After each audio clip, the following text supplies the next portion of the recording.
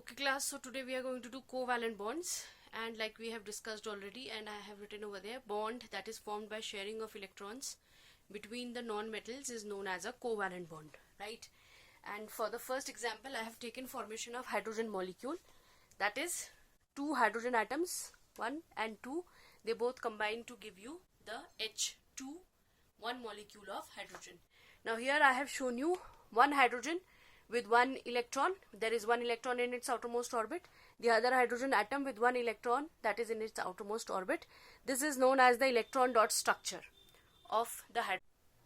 In the second step, I have shown you a line over here in between the two electrons, which means that these two electrons are being shared by the two hydrogen atoms, and this line in between shows a covalent bond, right? This means that this atom is sharing this electron from this atom, and this atom is sharing this electron for its incomplete orbit. And here I have shown you the diagram with the circles showing that the duplet of the hydrogen is complete. So you can see this circle outside, the hydrogen gets complete, and this circle, this hydrogen has got completed. 2 electrons for this and 2 electrons for this. So both the atoms of hydrogen have got their duplet completed. This is how a hydrogen molecule is formed by a covalent bond. Let's take another example of chlorine.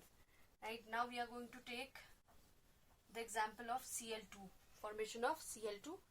So we are going to write one chlorine atom, the other chlorine atom. Chlorine has 7 electrons in its outermost orbit. So we are going to show 7 electrons, 1, 2, 3, 4, 5, 6 and 7 for this, and 7 electrons for the other one, 1, 2, 3, 4, 5, 6 and 7 for this.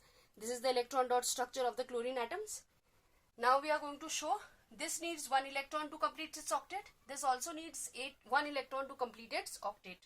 So they are going to share this pair of electron, right? And when they share this pair of electron, this chlorine is going to get completed. It has 7 electrons of its own, and it has shared this from this chlorine, so 8 are complete, and this chlorine gets completed by sharing 1 electron from the first chlorine. This is how a Cl2 molecule will be formed, right? This one line in the center that we have drawn is showing a covalent bond between the two chlorine atoms. Now let's take the example of oxygen molecule, right? Oxygen, O, we know the atomic number Z of oxygen is 8.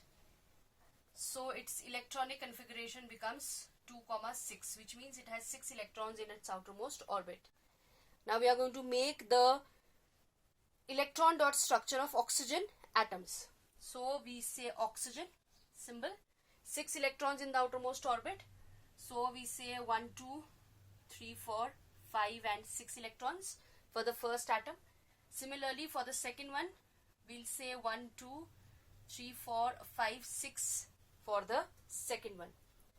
Now this atom also needs 2 electrons to complete the octet, and this atom also needs 2 electrons to complete the octet.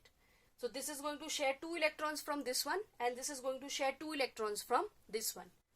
And we are going to show sharing by drawing lines in between the two pair of electrons. This is one pair of electron and this is the other pair of electron, right? So this atom gets the complete octet, 6 its own and 2 it has shared from the second one, so this gets 8 electrons in the outermost orbit. This atom also has complete octet now, 6 electrons of its own and 2 it has shared from the first one. So both the atoms have satisfied their octets, and this gives you O2 molecule. And like I said, these lines in between represent covalent bonds.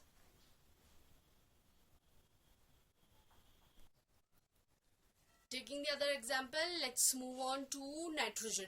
Alright, nitrogen, the symbol is N. The atomic number Z is equal to 7. So the electronic configuration becomes 2, 5, which means 5 electrons in its outermost orbit. Now making nitrogen molecule, we'll take the first atom, N. 5 electrons are there, so let's make 5 electrons. 1, 2, 3, 4, 5 for the first atom. Similarly, for the second one, we are going to make 2, 3, 4 and 5. These are the 5 electrons for the second atom, right? Now 5 it already has, means it has to take 3 to complete the octet. So it is going to share these 3 electrons, or the nitrogen molecules are going to share the 3 electrons from each other so that the octet can get completed. And this nitrogen has a complete octet now. 1, 2, 3, 4, 5, 6, 7 and 8. Similarly, this one also has a complete octet now. This had 1, 2, 3, 4, 5 of its own. 6, 7, 8 taken from the, not taken, shared from the first nitrogen. So this is going to make you the N2 molecule, and these 3 lines in the center, they represent the covalent bond. Now have a look over there. These are the 3 examples that we have done just now. Hydrogen molecule, oxygen molecule and nitrogen molecule, right? Now have a look at this. Hydrogen and hydrogen, I told you there is one line in between, which means there is one pair of electron that is being shared. One line in between is going to mean one pair of electron is being shared. 2 lines, like in case of oxygen, are going to mean that 2 pair of electrons are being shared. 3 lines in between, like in case of nitrogen, means that 3 pair of electrons are being shared, right?